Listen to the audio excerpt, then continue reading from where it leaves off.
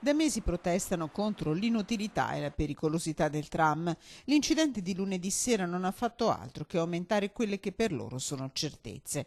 Nella neonata sede del comitato No Rotaie nel quartiere padovano di Volta Varozzo, le immagini del deragliamento sono nitide e cresce la rabbia. Io personalmente ero sconvolta non per il fatto che è stata sfiorata una strage, se la strada fosse stata trafficata in pieno giorno, ma il pensiero mi è corso immediatamente alla nostra zona, dove passa tra un 6-8 metri di larghezza e passa a fianco alle case, quindi passi carrai, passi pedonali, anziani che girano con girelli, con carrozzine, bambini che possono dedicarsi a girare in bicicletta senza problemi, e lì sinceramente per me è stato un gran colpo al cuore. Un mezzo che nasce vecchio, continua la portavoce del comitato, e che sta dimostrando in queste settimane dei limiti evidenti su cui il governo deve intervenire. Il ministro Toninelli, che in parte comunque ha avallato questo finanziamento, deve rendersi conto che ha firmato per una cosa che non è una novità e una tecnologia, ha firmato per un mezzo vecchio, non sappiamo neanche se ci saranno pezzi di ricambio, non sappiamo nemmeno se ci saranno i mezzi direttamente,